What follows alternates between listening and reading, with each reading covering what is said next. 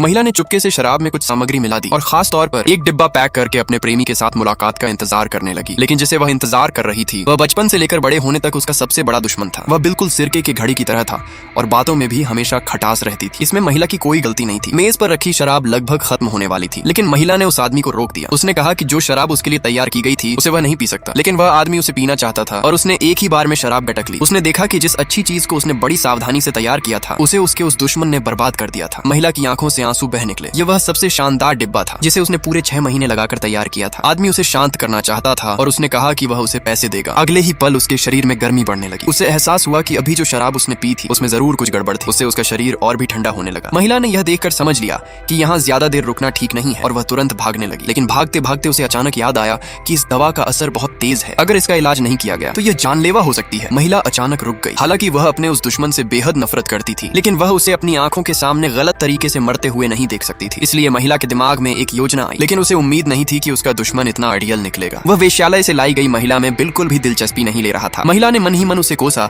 कि वह आखिर इतना पवित्र बनने का नाटक क्यों कर रहा है। अगर कुछ नहीं भी हुआ तो भी उसे पैसे देने होंगे। वह इतनी दूर बेकार में तो नहीं आई थी। महिला ने उस महिला के साथ मिलकर उसे संभाला और गुस्से में घर के अंदर भागी। दोनों ने नशे में होने का नाटक किया और अपनी जान की भी परवाह नहीं कर रहे थे। हालांकि महिला मुंह से ऐसा कह रही थी, लेकिन उन दोनों की असहज हालत देखकर उसका दिल पिघल गया। वह उसकी मदद करने लगी और उसे बर्फ के पास ले जाने में सहायता की। कम से कम दवा का असर धीरे धीरे कम हो रहा था। तभी अचानक कमरे का दरवाजा खुल गया। महिला जोर से चिल्लाई कि कोई आए, कुछ हो गया है। महिला को एहसास हुआ कि कुछ गड़बड़ हो गई थी। पिछले दिन उसने एक आदमी को पैसे देकर बुलाया था और उसे शाम 5 बजे कमरे का दरवाजा धक्का देकर खोलने के लिए कहा था। उसका उद्देश्य था कि मामले को जितना हो सके बड़ा बनाया जाए। उसे लगा था कि इससे सब कुछ बिगड़ जाएगा और वह अपने प्रेमी के साथ रह सकेगी।